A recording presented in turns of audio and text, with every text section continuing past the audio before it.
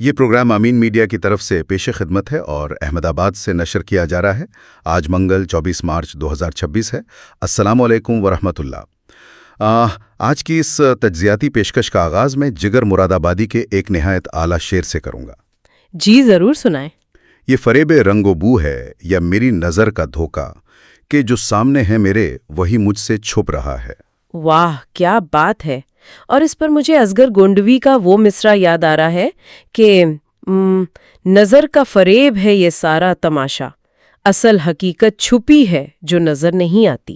بالکل صحیح۔ اور یعنی یہ اشعار آج کے ہمارے اس موضوع پر پوری طرح صادق آتے ہیں۔ جی، جہاں حقیقت اور فریب نظر کے درمیان ایک بہت گہری لکیر کھینچی گئی ہے۔ ناظرین اکرام، اس تجزیاتی پیشکش میں ہم حالیہ مضمون کے نکات کو زمینی حقائق کے ساتھ سمجھنے کی کوشش کریں گے۔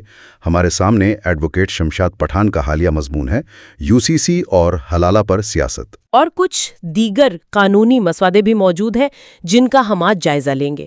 مقصد یہ ہے کہ دیکھا جائے قانون کی کتاب میں دراصل کیا لکھا ہے اور کیا محض ایک بیانیہ ہے۔ چلیں ذرا اس کی تہیں کھولتے ہیں۔ مطلب جب ہم روزمرہ کی خبریں سنتے ہیں تو ایسا محسوس ہوتا ہے کہ جیسے سب سے بڑا ہدف ہی یہ ہے کہ گجرات اور اتراکھنڈ کے UCC کا واحد مقصد حلالہ پر پابندی لگانا ہے۔ لیکن جب میں نے گجرات UCC 2026 اور اتراکھنڈ 2025 کا متن بغور پڑھا تو ایک حیران کن زمینی حقیقت سامنے آئی ہوگی۔ میں بتاتی ہوں کیسے۔ ایگزیکٹلی۔ ان مسودوں میں حلالہ کا لفظ سرے سے موجود ہی نہیں ہے۔ یہ واقعی ایک دلچسپ بات ہے۔ تو بھائی سوال یہ پیدا ہوتا ہے کہ جب ایک لفظ قانون میں ہے ہی نہیں تو اس پر پابندی کیسے لگائی جا سکتی ہے؟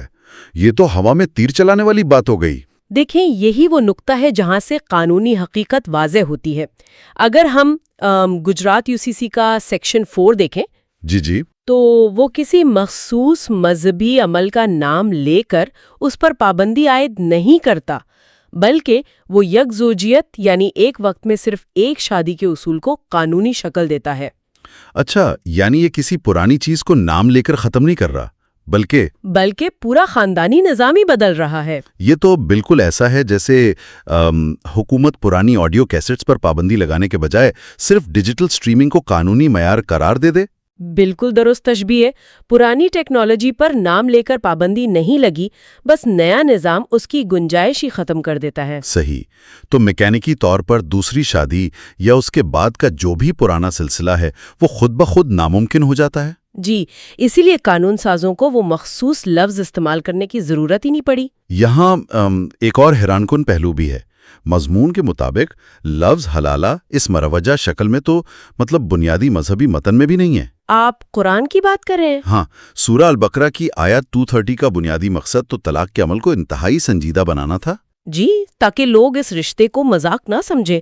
بنیادی مقصد رشتے کی حساسیت کو برقرار رکھنا تھا۔ لیکن آج کل جو ایک باقاعدہ منصوبہ بندی کے تحت رواج بن گیا ہے جسے پلانڈ حلالہ کہا جاتا ہے، بالکل، وہ تو اس قرآنی تصور کی اصل روح کے ہی خلاف ہے۔ ایگزیکٹلی، وہ مقاصد کے بالکل برعکس ہے۔ تو پھر ایک منٹ رکیے، اگر یہ تصور نہ تو نئے قانون کے مسودے میں شامل ہے اور نہ ہی اپنی موجودہ شکل میں بنیادی مذہبی متن کا حصہ ہے، تو پھر قانون ساز اپنی پریس کانفرنسز میں یا بیانات میں اس لفظ کو اتنا اچھال کیوں رہے ہیں؟ دیکھیں، یہی اس پوری بحث کا سب سے اہم پہلو ہے۔